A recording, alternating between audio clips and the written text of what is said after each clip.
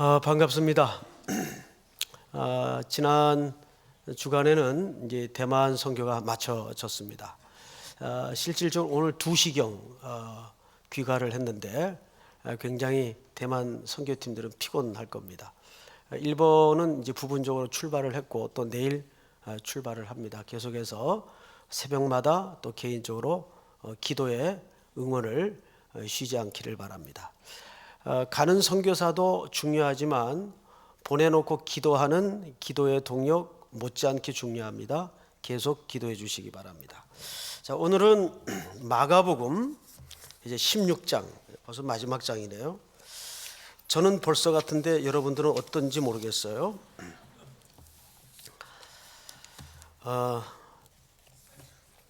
어느 이제 아내가 한날은 남편 이렇게 눈을 지그시 쳐다보면서 이런 얘기를 합니다. 당신은 어쩜 그렇게 내 인생에 로또 같은 존재인지 몰라. 그러니까 남편이 흐뭇해가지고 진짜? 그랬어요. 이때까지 나한테 한 번도 맞은 게 없어. 그랬답니다. 이걸 이동원 목사님이 재밌다고 저한테 보냈어요. 여러분들은 어떻습니까? 로또 같은 존재입니까? 답하기가 좀 애매하죠. 참 사람은 이렇게 다녀보면 만남 자체가 큰 복인 것 같아요. 그렇죠? 누구를 만나느냐가 어마어마한 복인데 그게 인위적으로 되는 문제가 아니더라고요. 그 만남은 하나님이 만나게 하시는 그 만남이 가장 복된 만남입니다. 이번에 저는 이제 목요일까지 대만에 있다가 잠깐 딱 하루 일정으로 필리핀을 좀 순식간에 다녀왔습니다. 그 필리핀에 가면 IGSM이라고 국제 신학교가 있는데 그 학교는 필리핀 전역에서 오는 그 산족 청년들이 예수 믿고 모였던 신학교입니다. 한 500여 명 되더라고요, 보니까.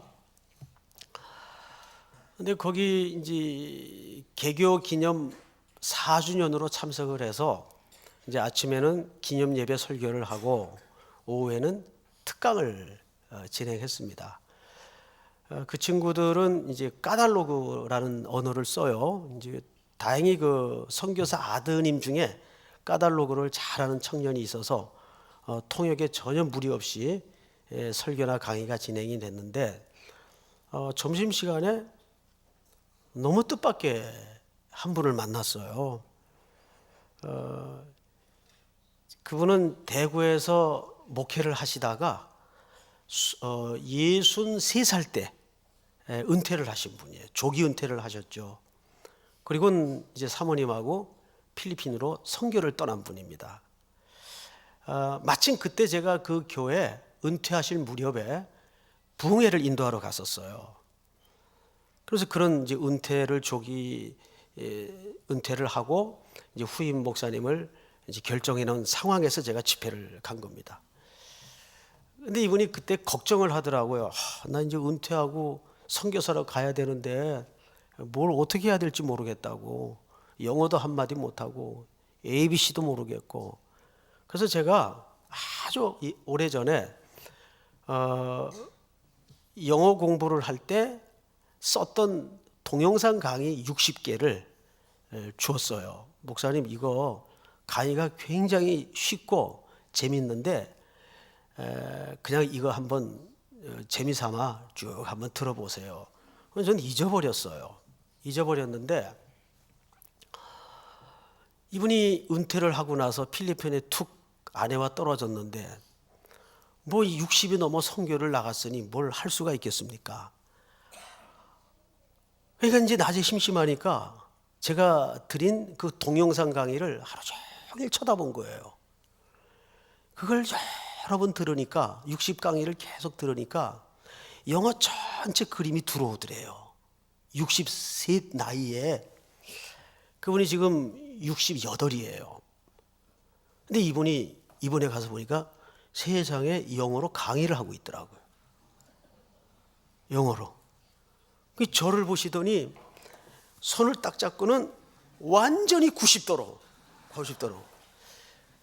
그런데 제가 느낀 것은 뭐냐면 제가 그 동영상 강의를 수십 명에게 줬어요. 복사해가지고. 그런데 아무도 그렇게 그 강의를 보고 공부한 사람이 없어요. 문제는 강의 내용을 받은 게 중요한 게 아니라 그것을 해보는 게 중요한 거예요. 그러니까 이분이 이제 경상도 사람에다가 연세가 드시니까 이 경상도 사람들은 이 원천적으로 발음학적인 장애가 있어요. 원천적으로. 알잖아요, 우리. 우리 이제 부교육자들 가운데도 몇 명 거의 언어장애 수준이 있어요. 죽어도 안 고쳐집니다. 안 고쳐져요. 야단을 쳐도 안 고쳐져요. 그런데 이분이 그런 죽어도 안 되는 단어가 있어요. 이 경상도 사람들이. 중모음이 잘 안 됩니다. 중모음이. 그런 거는 프레젠테이션을 이용해서 영상으로 띄워줘 가면서 영어 강의를 이제 준비를 해서 영어를 하는 겁니다. 축도를 누가 한다고 나오는데 그분이 나오는 거예요. 저는 깜짝 놀랐어요. 그리고 영어로 쭉 기도를 하다가 영어로 축도로 딱 끝내는 거예요. 그러면서 이분이 하시는 얘기가 저도 이 나이에 자기가 영어를 할 줄 몰랐다는 거예요. 그런데 아무것도 할 게 없더래요. 선교한다고 와서 떨어졌는데 그러니까 되더래요. 아무것도 할 게 없으니까 그거밖에 할 게 없더라는 거예요.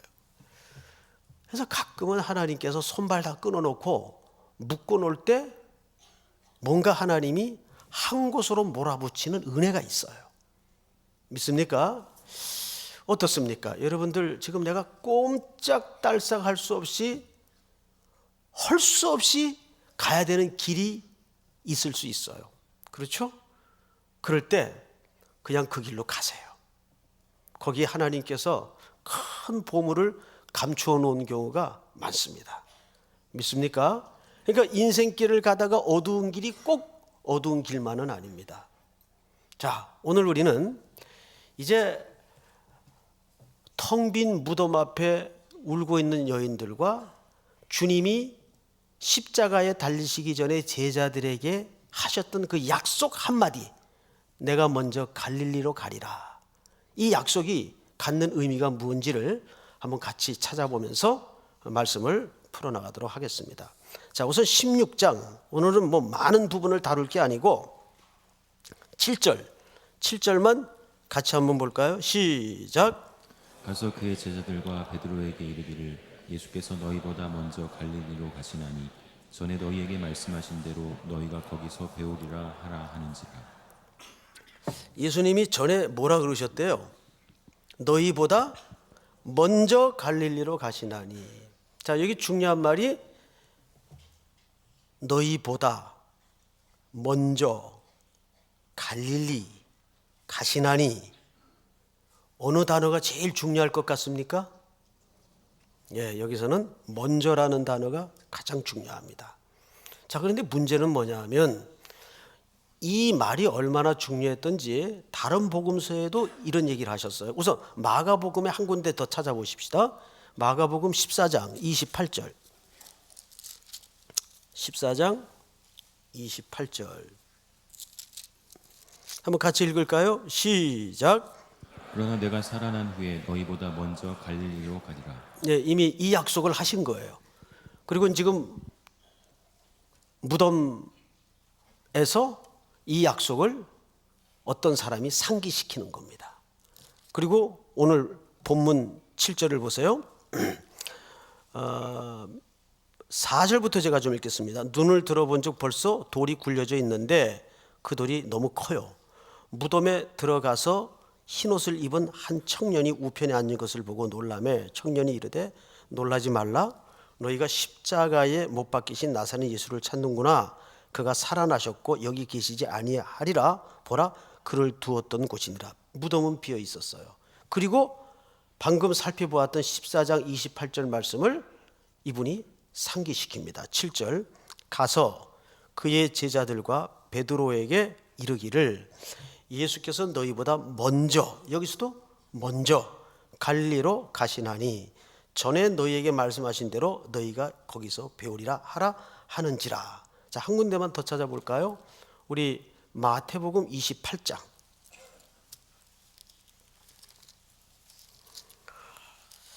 이 저녁 예배 시간은 참 시간 여유가 있어서 좋아요.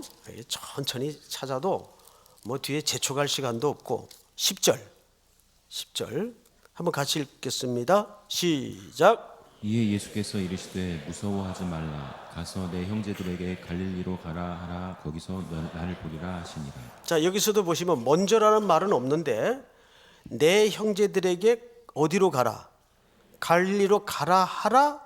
거기서 나를 보리라. 그러면 예수님이 먼저 가 있겠다는 얘기예요. 그죠? 먼저 내가 가 있을 테니까 거기서 나를 만날 것이다. 이 말입니다. 문장의 정확한 의미는 자, 26장 마태복음 31절 26장 31절 그때에 예수께서 제자들에게 이르시되 오늘 밤에 너희가 다 나를 버리리라 기록된 바 내가 목자를 치니니 양의 떼가 흩어지리라 하였느니라. 그러나 내가 살아난 후에 너희보다 또 여기서도 뭐예요? 먼저 갈릴리로 가리라. 자, 여러분, 그렇다면 방금 마태복음 28장의 그 얘기는 분명 예수님이 먼저 가서 제자들을 맞이하고 기다리겠다는 얘기예요. 그렇죠? 자, 그런데 문제는 예수님이 갈릴리로 먼저 갔어요? 제자들이 먼저 가 있었어요? 제자들이 먼저 가 있었어요. 예수님이 약속을 못 지킨 겁니까? 실수한 겁니까? 어느 쪽이 맞을까요? 분명 예수님은 이후에도 제자들에게 엠마오 도상에서뿐만 아니라 마가의 집에 2번씩이나 나타나셨어요. 그런 시간적 여유가 있었음에도 불구하고 본인이 사복음서를 통해 신신당부를 해놓고도 그 약속을 지키지 않았어요. 먼저 가지 않았어요. 오히려 가 있는 제자들을 예수님이 가서 만났죠. 순서가 그렇게 돼 있죠. 자, 그렇다면 뭐하러 이렇게 먼저라는 말을 구태여 악착같이 제3, 제4 강조하고 부탁했을까요? 그렇다면 여기에서 먼저라는 얘기는 시공간적인 의미가 아닐 거라는 얘기예요. 이해가 됩니까, 여러분?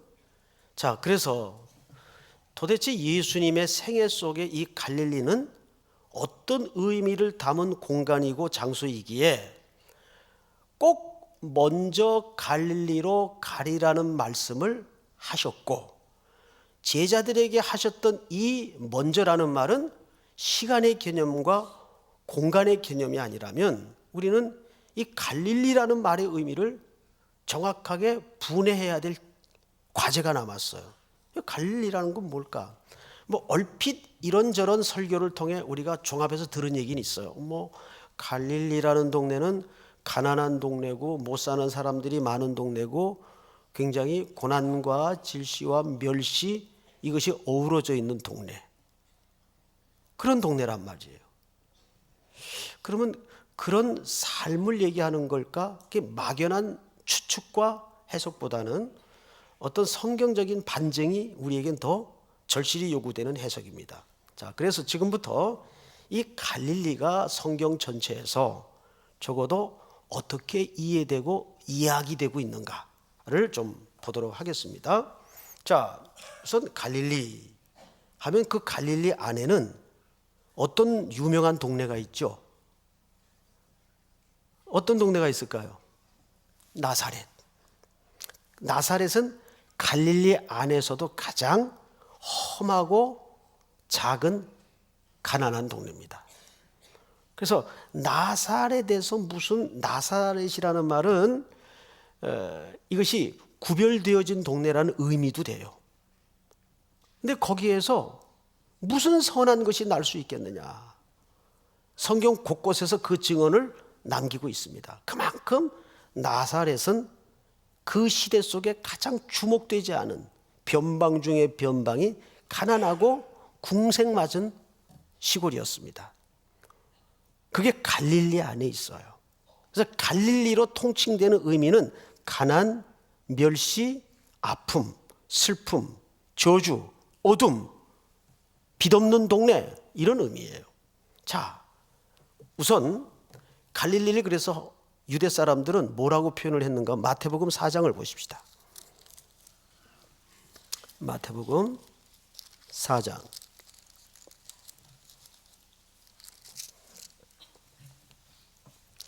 15절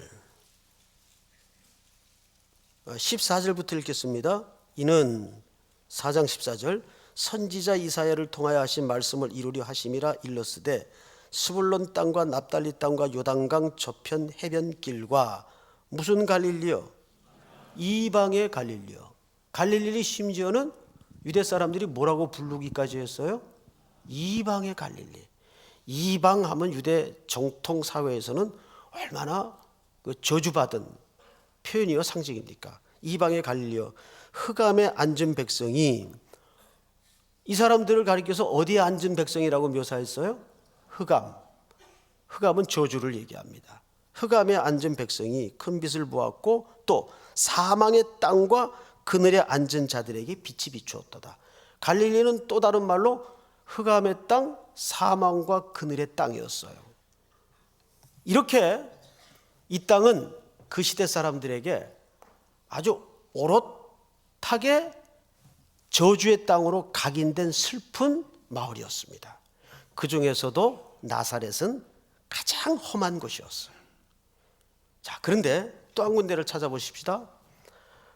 마태복음 2장으로 넘어갑니다. 지금 계속 갈릴리가 뭔지를 보는 거예요. 마태복음 2장 보시면, 자, 찾으셨습니까? 자, 2장 몇 절을 보시냐면 17절.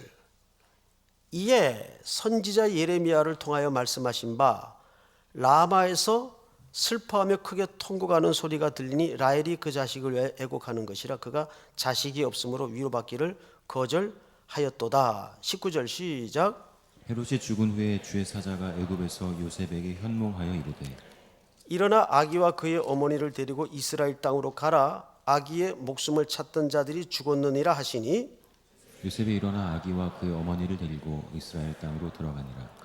그러나 아켈라오가 그의 아버지 헤롯을 이어 유대의 임금됨을 듣고 거기로 가기를 무서워하더니 꿈의 지시함을 받아 어디로 떠나가?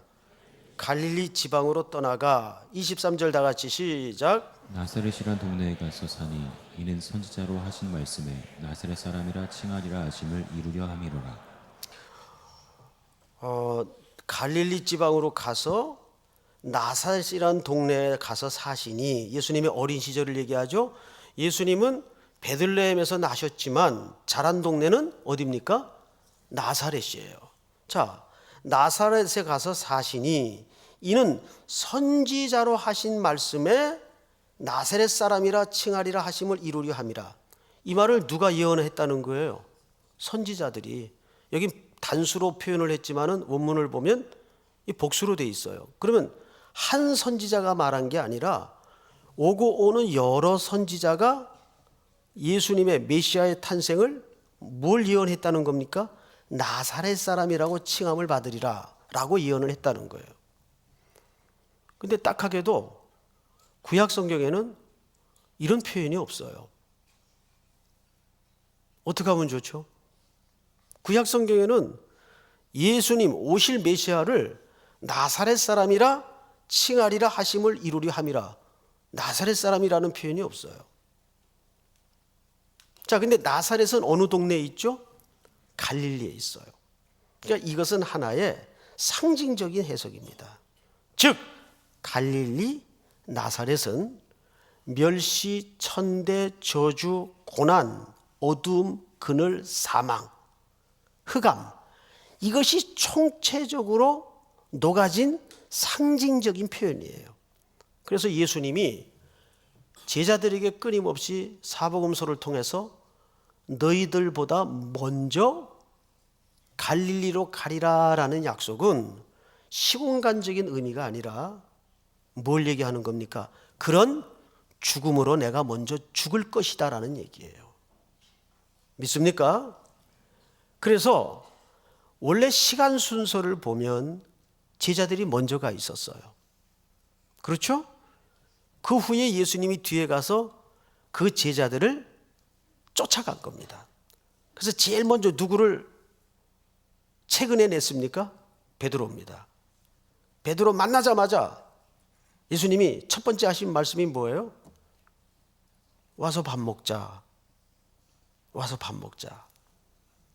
송 목사 같으면 꼴 좋다. 너 임마 나 배반하고 가더니 결국 돌아간 자리가 네 옛 삶의 자리냐? 겨우 그 꼴이 됐냐? 아마 이러고도 충분히 남았을 듯 싶어요.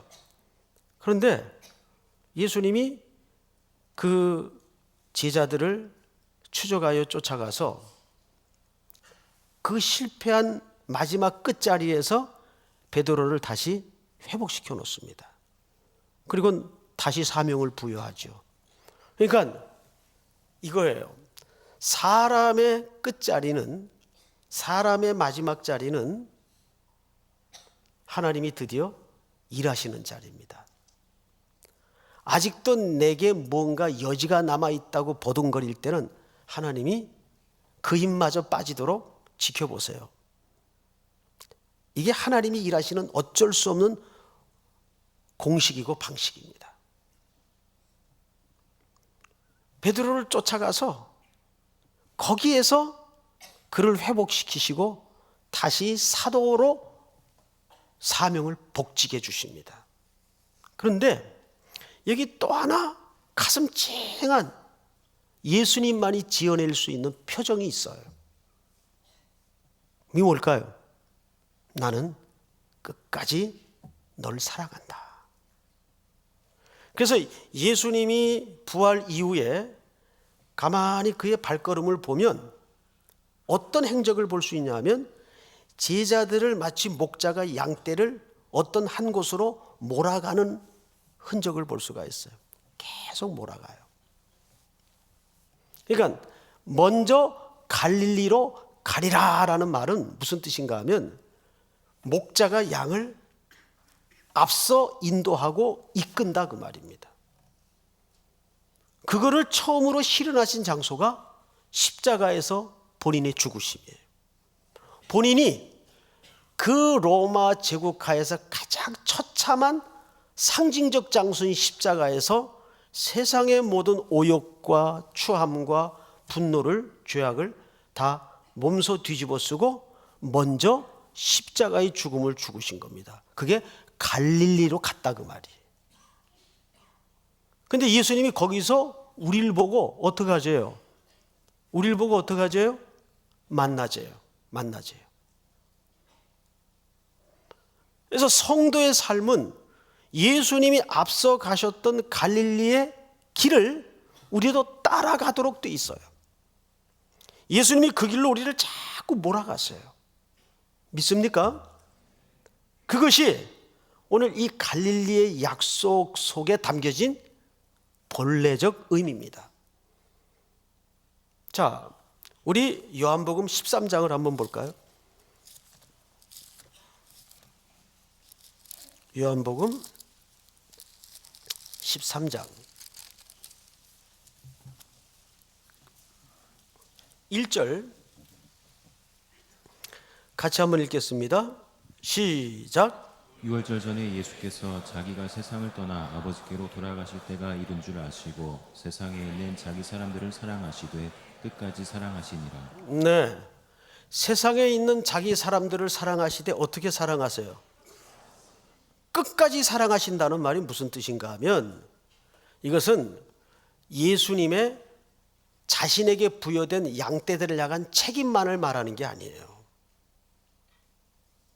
여기서 끝까지 사랑하신다는 말은 너무도 가슴 저미는 하나님의 그 바다 같은 사랑이 이 표현 속에 담겨져 있어. 여기에는 이런 뜻입니다. 내가 네 생애 속에 완성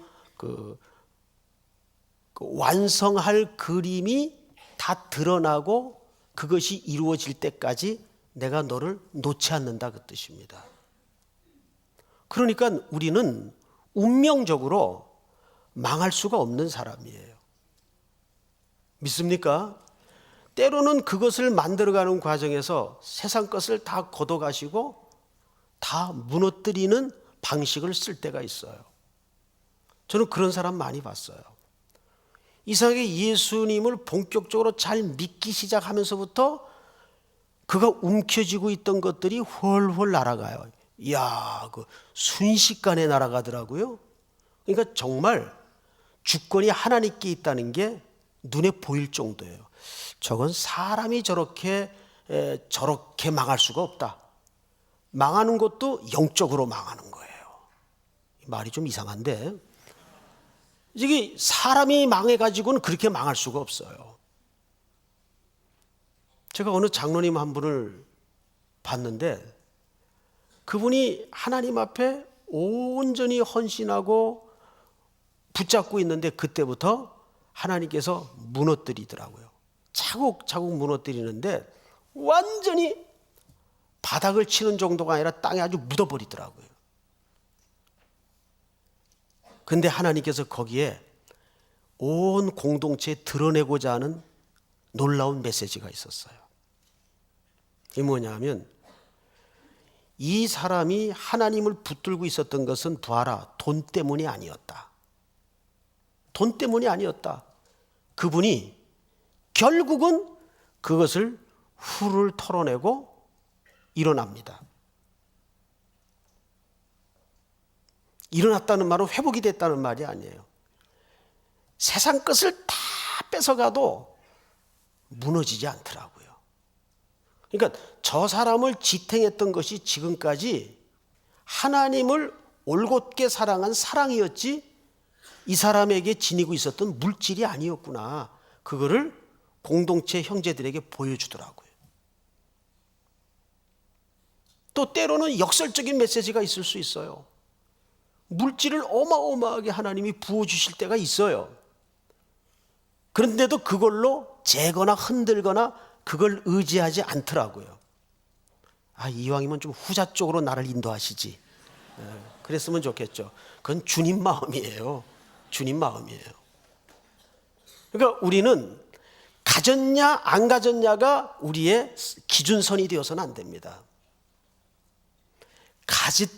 물질을 부어주던 물질을 뺏어가던 그것이 그 사람을 무너뜨리지 못하는 그것이 보여야 돼요. 그게 뭘까요? 저는 그것이 우리 신자들의 매력이어야 된다고 믿습니다. 제가 어젠가 그런 얘기를 했어요. 사람이 나이가 이렇게 한 해 한 해 먹어가면서 뭐가 없어지냐면 이쁘고 잘생긴 게 없어져요. 다 그냥 대충 비슷해져요. 그런데 딱 하나 달라지는 게 뭐냐면 매력이 생기는 사람이 있어요. 참 매력 있는 사람이 있어요. 근데 그 매력이 이렇게 세상적인 매력이 아니에요. 말 한마디를 툭 던져도 여기서 이렇게 건드려서 나오는 말이에요. 이렇게 만들어서 나오는 말이 아니고 건드려서 나오는 말이 무슨 뜻인지 아시겠죠? 이게 툭 그냥 건드려서 나오는 얘기예요. 그런데 매력이 있어요. 섬광처럼 하나님의 표정이 획획 지나갑니다. 그게 얼마나 매력 있는 인생일까요? 근데 그것은 우리 무림의 용어로 얘기하면 깊은 내공이 쌓여야 돼요. 내공이. 영적인 내공이. 그래서 그건 깊은 묵상에서 나오는 이야기입니다. 사실은. 주야로 돈을 묵상하지 말고 그러면 돌아버려요. 이 세상은. 돈을 묵상하면 돌게 돼 있어요.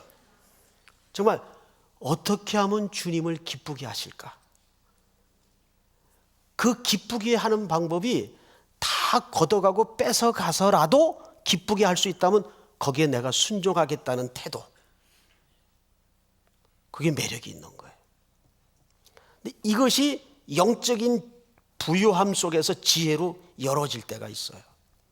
우리 예수님은 지금 이 다 뿔뿔이 흩어진 제자들을 저는 부활하신 다음에 십자가에 꽝꽝 대못을 박았던 로마 군병 쫓아가시는 줄 알았어요. 자식, 그때 뭐라 그랬지 이 녀석이? 그럼 쫓아가서 봐라 임마 이러고 그 복수를 좀 하면 우리 기독교가 더 빛이 났을 텐데, 여기 이제 우리들 생각이죠. 근데 주님은 그런 것에 관심이 없어요. 복수, 왜냐하면 예수님이 이 땅에 오신 목적은 대속의 죽음을 위해서 왔기 때문에 그들은 하나님의 구원을 이루는 그냥 도구로 쓰임받고 버림을 받았을 뿐이에요. 얼마나 딱해요. 제일 딱한 사람들이죠. 일절 거기에 관심 없이 주님은 앞으로 이 온 세상을 향해서 그려낼 하나님의 교회를 설립하기 위한 이 못난 제자들을 한 사람 한 사람 시골 구석까지 쫓아가서 먹이고 회복시킵니다. 한때 김보성이라는 영화배우가 의리! 이러고 작년에 히트를 쳤죠. 가장 의리 있는 분은 예수님이십니다. 우리를 위해 목숨을 내놓으시고 그다음에 끝까지 우리를 사랑하세요. 여러분, 세상에 생명이 없는 어둠의 뒷골목 세계에서도 누가 보스가 되는지 아십니까? 안 해봐서 모르죠. 주먹 센 사람 보스가 안 됩니다. 책임지는 사람이 보스가 됩니다. 우리 예수님은 죽음을 앞두고 자기 사람을 사랑하시되 끝까지 사랑하시니라. 이것이 주님이 우리를 향하신 불변의 약속입니다. 무엇이 여러분들을 지치게 했습니까? 낙심케 합니까? 답이 안 보인다고 생각합니까? 그럴 때일수록 우리는 무슨 싸움을 걸어야 되냐 하면 주님께 계속 내 문제를 던지는 싸움을 해야 돼요. 이거 주님 문제입니다. 이거 주님이 해결하셔야 됩니다. 이것이 고백으로만 머물러서 되는 게 아니고 내 삶 속에 진심으로, 제가 이런 표현을 쓴다고 늘 집사람이 그 궁박을 주는데, 하나님이 시퍼렇게 살아있단 말이에요. 예? 이 표현이 어때서 그래요? 난 그렇게 느껴지는데 왜 이 표현 가지고 시비해요? 하나님이 시퍼렇게 살아있단 말이에요. 여러분, 그 사실을 믿습니까? 예? 우리 주님이 부활하셨다고요. 우리 다 일어나셔서 우리 찬양하십시다. 우리 171장 하나님의 독생자 찬송가 171장.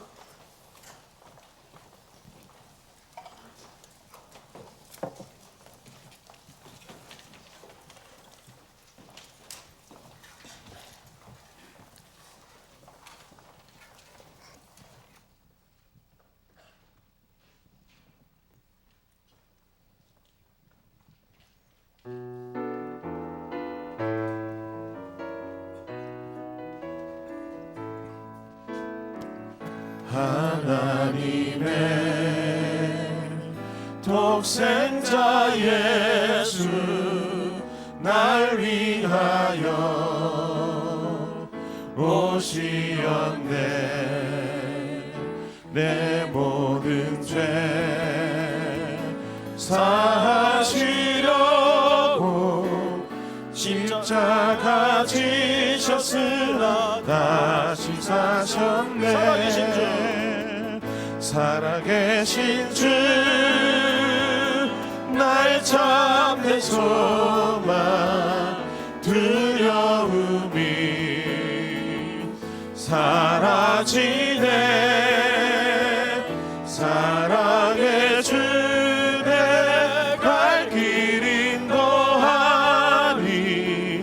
내 모든 삶의 기쁨을 충만하네. 주 안에서 거듭나노니, 주 안에서 거듭나누리. 기뻐하며 찬양하리. 가슴 속에 넘치는 확신 우리의 가는 길은 소망 넘치네. 살아계신 주 나의 참된 소망 두려움이 사라지네.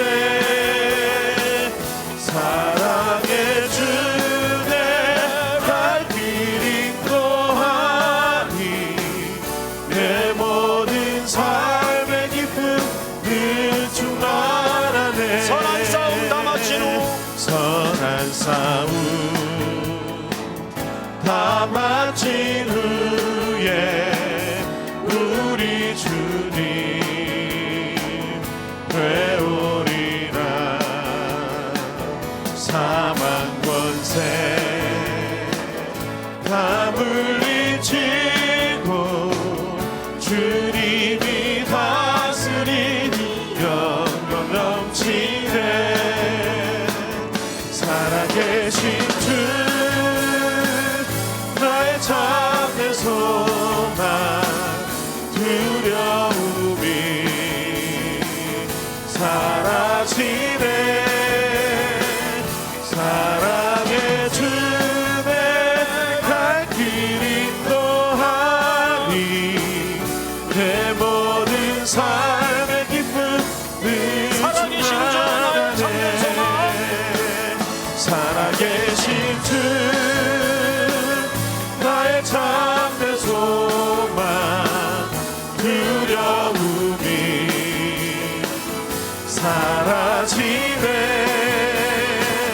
사랑의 주 내 갈 길 인도하니 내 모든 삶의 기쁨 늘 충만하네. 우리 이 시간 한번 기도합시다. 오늘 2월 첫날입니다.